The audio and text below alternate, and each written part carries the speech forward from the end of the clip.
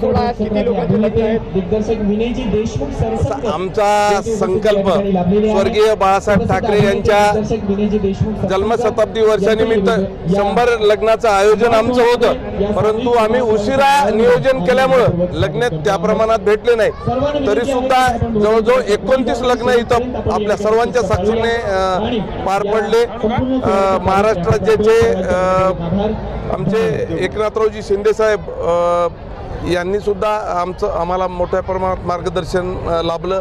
त्याचबरोबर उदय सावंत साहेब उद्योगमंत्री हे सुद्धा वधूवरांना आशीर्वाद देण्यासाठी आज आपल्या हातगाव शहरामध्ये या लग्न मेळाव्यासाठी उपस्थित होते। त्यांचं सुद्धा मनापासून अभिनंदन।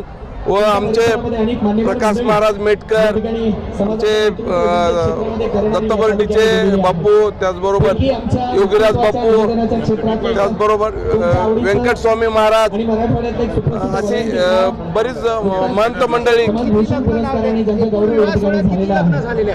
एकूण 29 लग्न समारंभ या मेळाव्यात पार पडलेले आहेत।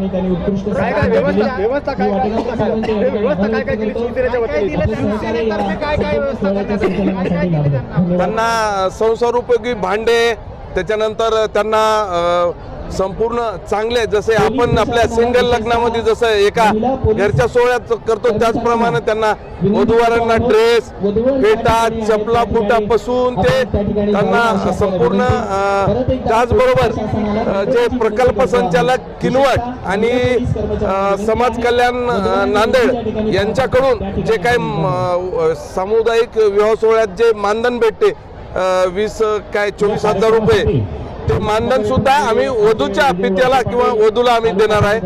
खेडमध्ये मुख्यमंत्र्यांनी MIDCला परवानगी दिलेली आहे, मंजूर केली MIDC।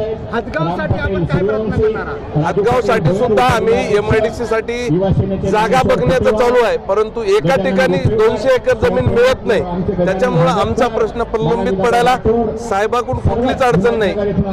फक्त शेतकरी अशी 200 एकर जमीन एका ठिकाणी मिळत नाही। आमचा शोध चालू आहे। निश्चितच ज्यावेळेस आम्हाला जमीन मिळेल त्यावेळेस एका दिवसात MIDCची मंजुरी आम्ही उदयजी सामंत साहेब यांच्याकडून घेऊ।